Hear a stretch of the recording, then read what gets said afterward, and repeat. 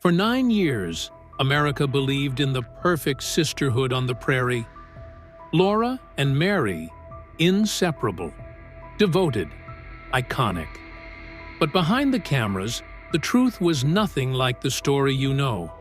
What if the bond that captivated millions was a carefully crafted illusion? And what if the real drama, the secrets, betrayals, and heartbreak, had been hidden for over 45 years? Now, at 61, Melissa Gilbert is finally speaking out. The smiles, the hugs, the family everyone thought they knew. None of it was exactly what it seemed. This isn't just a tale of childhood stardom. It's a story of survival, silence, and the price of fame that the cameras could never capture. The untold story of the two Melissas. In 1973, a 9-year-old girl with big dreams auditioned for a part in a new NBC series based on the beloved Little House books by Laura Ingalls Wilder. More than 500 children competed for the role of Laura Ingalls, the spirited second daughter of the pioneering family. Melissa Gilbert won the part, and she learned the news in the most unexpected way. Leslie Landon, the daughter of the show's star and executive producer, Michael Landon, attended the same school as Melissa and delivered the news herself. The pilot was shot in 1973, and when the series began airing in 1974, Melissa Gilbert became one of the most famous children in America. She would grow up on that show, aging from 9 to 18 in front of the cameras, experiencing her first kiss and her first heartbreak while millions watched. Playing her older sister Mary was Melissa Sue Anderson, a strikingly pretty blonde girl who was just 18 months older than Gilbert. On screen, they were inseparable. They shared a bedroom. They confided in each other. They defended each other against the scheming Nellie Olson and navigated the challenges of frontier life side by side. The chemistry between them made viewers believe in the power of sisterly love. But the moment the director yelled "cut," something shifted. Gilbert later wrote in her memoir Prairie Tale that from the very beginning, for whatever reason, they never had a real sisterly kinship. There was a distance to Anderson, a coldness that Gilbert could not penetrate no matter how hard she tried. She was not easy to get along with, Gilbert admitted. Sometimes Gilbert wondered if it was simply that she never knew how to get Anderson to let her in. The tension between them manifested in dramatic ways. Anderson would arrive on set, nail her scenes with precision and professionalism, and then retreat into herself. She did not seek out friendship with her co-stars. When Allison Arngrim, who played the villainous Nellie Olson, arrived on set for her first day, Gilbert pulled her aside with a warning that sounded almost comical, but was delivered with complete seriousness. "Whatever you do, watch out for Melissa Sue Anderson," Gilbert told her. "She is very dangerous. She is evil, and I hate her. She tried to kill me, you know. And she will kill you too if she gets the chance." Arngrim would later describe Gilbert as a drama queen for such theatrical warnings. But the underlying animosity was real. In her own memoir, Confessions of a Prairie B-Word, Arngrim wrote that being nice to Anderson became a Zen meditative exercise. Gilbert and Arngrim bonded over their shared frustration with Anderson, becoming lifelong best friends in the process. They had sleepovers at each other's houses, attended each other's birthday parties, and remain close to this day. The competition between the two Melissas intensified as the show progressed. Gilbert began booking high-profile roles outside of Little House, appearing in critically acclaimed productions like The Miracle Worker in 1979, for which she received an Emmy nomination, and The Diary of Anne Frank in 1980. Anderson, meanwhile, felt trapped by her character. She told People magazine that every time the writers ran out of story ideas, her character Mary became the target for tragedy. Mary survived scarlet fever. Mary went blind. Mary lost her mind. Mary suffered a miscarriage. Anderson won an Emmy Award in 1979 for her performance in Which Mother Is Mine? But on Little House, she felt she was being punished with one devastating storyline after another, while Gilbert got to play the spunky heroine everyone loved. Michael Landon, who served as the show's executive producer, director, and star, recognized the problem early. Having two actresses with the same first name was confusing, so he created nicknames to distinguish them. Anderson became Missy. Gilbert became Half Pint, the same nickname her character Laura used on the show. But no nickname could solve the deeper issues between them. In one memorable episode called The Love of Johnny Johnson, Laura falls for a boy who is interested in Mary instead. The sisters fight with unusual venom. Gilbert later admitted that the on-screen rivalry in that episode played off the competitiveness that existed off-camera. When we snapped at each other, she wrote, it was fairly real. Anderson left Little House in 1981 because she felt there was nothing more to do with her blind character. Not because of any feud, though rumors suggested otherwise, for years. The secrets that shaped her to understand why Melissa Gilbert carried such intensity into her relationship with Anderson, you have to understand where she came from. Her story begins with a lie. On May 8, 1964, a baby girl was born at the French hospital in Los Angeles, a building that no longer exists. Her birth certificate listed her name as Baby Girl Darlington, the daughter of a newly engaged couple named Kathy Wood and David Darlington. But this baby would never know her birth parents. Within 24 hours of entering the world, she was placed in the arms of strangers and given a new name, a new family, and a carefully constructed story about where she came from. The couple who adopted her were Paul Gilbert, a talented comedian and actor who had performed as an aerialist with a family circus from Buenos Aires before transitioning to Hollywood, and Barbara Crane, a dancer and actress whose father, Harry Crane, had created The Honeymooners, one of television's most legendary comedies. They named the baby Melissa Ellen Gilbert, and they told her a beautiful story about her origins. Her biological mother, they said, was a prima ballerina. Her biological father was a Rhodes Scholar. They were two brilliant people who simply could not raise a child at that moment in their careers. It was a lovely story. It was also completely false. The truth, which Melissa would not discover until she was an adult, was far more complicated. Her biological parents were not a prima ballerina and a Rhodes Scholar. Kathy Wood was a dancer, but not a ballerina. David Darlington was a stock car racer and sign painter, not a scholar of any kind. And here is the part that changed everything Melissa thought she knew about her own existence. Her biological parents were both married to other people when she was conceived. They each had 3 children from their previous marriages. They ran off together, got pregnant, moved in together with 6 children between them, and decided they simply could not afford a 7th child. As Gilbert would later write in her memoir, Prairie Tale, her whole life had been an illusion.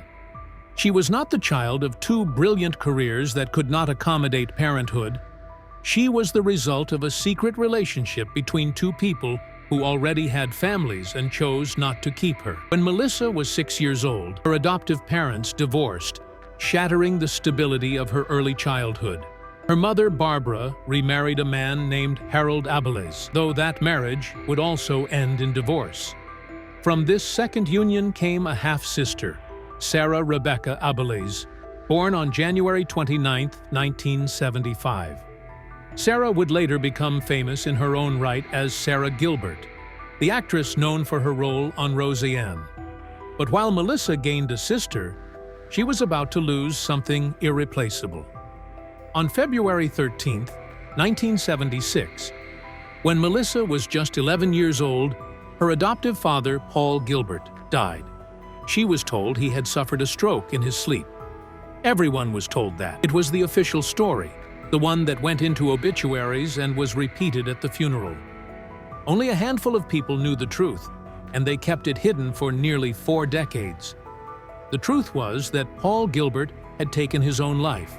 He was a World War II veteran who had served as a fighter pilot in the Air Corps, and the injuries he sustained during the war left him in constant, uncontrollable pain. He was under the care of the VA, struggling with agony that no treatment could ease. He had been threatening suicide for some time, and finally, he shot himself. Melissa did not learn any of this until she was 45 years old, when she finally discovered the truth. The revelation nearly destroyed her. She hired a private detective to investigate the circumstances of her father's death. She stopped eating. She stopped sleeping. She spent 6 months on antidepressants, unable to function, grieving all over again for a father she thought she had already mourned. In an interview with Oprah Winfrey, Gilbert revealed that learning the truth sent her into crisis. "It was a bad time for me," she said. "I was not functioning at all for a few weeks." The question that haunted her was the same question that haunts every child who loses a parent to suicide. Why was she not enough for him to stay? The father figure who betrayed her. With her adoptive father gone, Melissa found a surrogate in the most unlikely place. Michael Landon, who played her father, Charles Ingalls, on Little House on the Prairie, stepped into the void. He became her mentor, her protector, her second father. She spent weekends at his home with his family. She vacationed with them. She grew so close to his children that they felt like her own siblings. She even briefly dated his son, Michael Jr. Michael Landon and his wife Lynn seemed like the most glamorous, loving couple Gilbert had ever seen. She believed in them completely. Then, the image cracked. While filming The Miracle Worker in 1979, Gilbert noticed something strange. Landon visited the set one day and said hello to a new stand-in before he said hello to her. The stand-in was a pretty young blonde named Cindy Clerico, barely 18 years old, who had been hired as a stand-in for Melissa Francis, who played Cassandra Cooper Ingalls. Gilbert watched as Landon and Clerico spent more and more time together. He walked around holding her puppy. She wore stylish tight jeans and high-heeled boots. Something about their dynamic felt wrong, but Gilbert dismissed her suspicions. She told her mother something might be going on, but Barbara insisted she was crazy. Everyone believed Michael Landon was the real-life incarnation of Charles Ingalls, a devoted family man who would never stray. Karen Grassel, who played Caroline Ingalls on the show, noticed the changes too. In her memoir, Bright Lights, Prairie Dust, she described how Landon began openly discussing his revived libido and the benefits of bee pollen for the aging male. The cast eventually realized these strange comments were connected to his relationship with the makeup artist, who was more than 20 years his junior. For the other actors, especially the young women who had looked up to Landon as a father figure, the revelation was devastating. For us, as kids, it was a real blow, Anderson later recalled. When the relationship became public and Landon divorced Lynn to marry Clerico, on Valentine's Day, 1983, Gilbert felt personally betrayed. Her own parents had divorced when she was young. She had finally found stability in the Landon family, and now that too was being torn apart. She refused to attend Landon's wedding. "I have to work with Mike. I cannot take sides," she wrote in her memoir. "Yet he has done something that has turned my world into angry, opposing sides. I was put in a horribly uncomfortable position." For nearly 9 years after Little House ended in 1983, Gilbert and Landon barely spoke. The rift lasted until 1990, when Gilbert attended the wedding of Leslie Landon, Michael's daughter from his marriage to Lynn. Seeing Landon there, knowing he had remarried and built a new life, softened something in Gilbert. They began to reconnect, Then, in April 1991, everything changed. Landon was diagnosed with inoperable pancreatic cancer. He appeared on The Tonight Show with Johnny Carson on May 9, 1991, to discuss his diagnosis. And the entire country watched as this seemingly invincible man faced his mortality with characteristic bravery.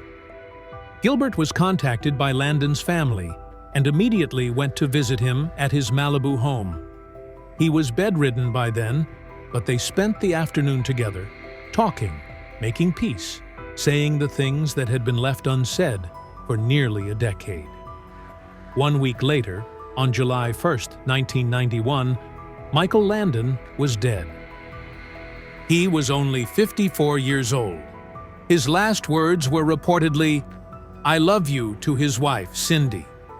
Gilbert was asked to deliver one of the eulogies at his funeral, which was attended by over 500 people, including former President Ronald Reagan and First Lady Nancy Reagan. When Gilbert gave birth to a son with her second husband, Bruce Boxleitner, on October 6, 1995, she named him Michael in Landon's honor. The Brat Pack romance that broke her Gilbert's personal life off-screen was as turbulent as any storyline Little House ever produced. After dating several young actors, including a brief romance with Tom Cruise, she fell hard for Rob Lowe, one of the most famous members of the Brat Pack. She was 17 when they started dating, and she described the relationship in her memoir with devastating honesty. "I fell instantly, hopelessly and stupidly in love," she wrote. "We went from first date to instant couple. I felt like I was starving for Rob." The relationship lasted 6 years, filled with passion, jealousy, and infidelity on both sides. Gilbert admitted to having a fling with John Cusack while she was with Lowe. Lowe cheated on her with multiple women, including his Hotel New Hampshire co-star Nastasia Kinski, and even Princess Stephanie of Monaco. Despite all the betrayals, they kept coming back to each other. In 1986, Lowe proposed and Gilbert accepted. They began planning a wedding. Then Gilbert discovered she was pregnant. She was thrilled. She thought this was the beginning of their real life together. But when she told Lowe the news, everything fell apart. He told her he could not be a father. He could not be a husband. He could not even be a boyfriend anymore. Just like that, the engagement was over, the relationship was over, and the future she had imagined vanished. "Both of us knew this time it really was over," she wrote. "Done, finished." Shortly after their breakup, Gilbert suffered a miscarriage. "I had lost my baby and my relationship with Rob," she wrote, "and it hurt like hell. It was a very dark and difficult time for me." Just 1 week after her final goodbye to Lowe, Gilbert met playwright Bo Brinkman in New York. He was a better-looking version of Dennis Quaid, she recalled, who turned out to be Brinkman's first cousin. He wore a long cashmere coat, worn jeans, and cowboy boots. A cigarette dangled from his lips. He was gorgeous, and he had danger written all over him. After only 6 weeks of dating, Brinkman proposed. Gilbert said yes. They married a week later, just 7 weeks after her breakup with Lowe. She later admitted she was not over Lowe when she walked down the aisle. Lowe even showed up at her mother's reception for the newlyweds, bringing singer Chynna Phillips as his date. When Gilbert saw him, her guts twisted into knots. "I thought, what the hell are we doing?" she wrote. "I am married to a guy I barely know, and there you are with that beautiful woman. And we should be together." The marriage to Brinkman produced a son, Dakota Paul, born in 1989. But the union was doomed. Gilbert eventually discovered that Brinkman was seeing Shannon Doherty, the Beverly Hills 90210 star who had actually played Gilbert's niece on Little House on the Prairie years earlier. When Gilbert confronted Doherty at the 1991 Emmy Awards, where they were both honoring the recently deceased Michael Landon, Doherty attempted to give her a hug, Gilbert pushed her away. "I know what you did with my husband," she said. Doherty looked her square in the eye with what Gilbert described as a barely perceptible smirk, and delivered a response that still stings decades later.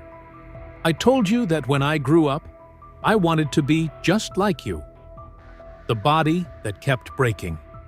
As if the emotional trauma were not enough, Gilbert's body began to betray her as well. In 2001, she underwent her first spinal fusion surgery after an injury. She recovered and continued working, but the problems were far from over. In 2009, she joined the touring production of a stage musical based on Little House on the Prairie, this time playing Caroline Ma Ingalls, the role Karen Grassel had made famous. Night after night, she performed the demanding show, ignoring the pain that radiated through her back. When the pain became so severe that she lost feeling in her legs and could not move, she would go to the emergency room, get treated, and return to the stage. It was not until the tour wrapped in June 2010 at the Starlight Theater in Kansas City that she finally saw a neurosurgeon and received devastating news. She had been performing for months with a broken back. "I sort of was in shock for a while," she told People magazine. "I thought doing a musical at 46, playing a woman in her late 20s and early 30s was amazing enough. But doing it with a broken back buys me a little more street cred." On July 22, 2010, she underwent surgery to replace a disc and fuse a vertebra. The procedure was described as a complete success. But her spinal troubles were far from over. In March 2012, Gilbert joined the cast of Dancing with the Stars, paired with professional dancer Maxim Chmerkovsky. It was Rock Week when disaster struck. During their Paso Doble performance, Gilbert hit her head on Maxim's leg when he slipped and fell. She finished the dance, received her scores from the judges, and then collapsed backstage with concussion symptoms. She was nauseous, dizzy, and unable to stand. Singer Gavin DeGraw carried her down the stairs. An ambulance rushed her to the hospital. She later tweeted that she had suffered a mild concussion and whiplash. "Very soon, I will be safely home resting and being taken care of," she wrote. Gilbert missed the results show the following night on her doctor's orders, but returned to continue competing. She was eventually eliminated in Week 8 on her 48th birthday, finishing in 5th place. The injuries kept coming. In 2016, Gilbert underwent her third spinal fusion surgery. But this one failed. The hardware began boring holes in her vertebrae. The pain became nearly constant. In November 2020, amid the COVID-19 pandemic, she flew cross-country to California for her 4th spinal surgery, this time to remove the old implants, repair the failed fusion, and install an artificial disc. She called the procedure life-altering. For the first time in decades, she was finally pain-free and medication-free, finding peace on the prairie. Through all of this, Gilbert never stopped searching for peace. Her second marriage to Bruce Boxleitner in 1995 lasted 16 years and produced a son, Michael Garrett, but ended in 2011. In 2013, she found something unexpected. She married actor and director Timothy Busfield, known for his work on The West Wing and 30-something. This marriage was different. By this time, Gilbert had gained extensive life experience and understood herself and her needs more deeply than ever before. They held a small ceremony in April 2013 in Santa Barbara. Just the two of them, no guests. It was her third wedding, his third as well, and they approached it with the wisdom of people who had learned from their mistakes. Gilbert served as president of the Screen Actors Guild from 2001 to 2005, beating Rhoda actress Valerie Harper in a contentious election. She even ran for Congress in Michigan's 8th District in 2015, announcing her candidacy on August 10th, only to withdraw due to health complications from her spinal injuries. She founded her own production company, Half Pint Productions, taking control of her creative destiny after decades of being controlled by others. Today, at 61, Gilbert has traded the glitz of Hollywood for a rural life in the Catskills of New York. She and Busfield bought a dilapidated cottage that was filled with mold, mice, and years of neglect, and they transformed it into a home. She keeps chickens. She tends crops. She is always in the middle of some renovation project. Her mornings resemble something straight out of a Little House episode. Simple, grounded, connected to the earth. In 2022, she released a second memoir, Back to the Prairie, chronicling her journey from Hollywood to her new life. At 61, Melissa Gilbert has finally found the perspective to speak openly about her complicated relationship with Melissa Sue Anderson. "We had a connection from the very beginning," Gilbert has said. "Being on Little House on the Prairie at such a young age, we were thrown into a world of fame and scrutiny, and that creates a unique kind of friendship. But it was not always smooth sailing. Anderson herself pushed back on the narratives over the years. There have been rumors for years that Melissa Gilbert and I did not like one another," Anderson said. "I have never been jealous of Melissa, and she certainly has not been jealous of me." Gilbert now sees their relationship with the clarity that only decades can provide. "We each had our own paths," she has explained. "Sometimes those paths diverged, and that is natural." You can care for someone deeply and still need to find yourself apart from them. The rivalry that seemed so intense in their youth has mellowed into something that resembles acceptance, even appreciation. Behind every performance, every smile, every iconic moment on screen, there are untold stories, hidden struggles, silent sacrifices, and truths waiting decades to be revealed. Melissa Gilbert has shared hers, but how many more remain buried behind the sets, the scripts, and the applause? What other legends carry secrets that could reshape everything we thought we knew about Hollywood's golden age? The story doesn't end here.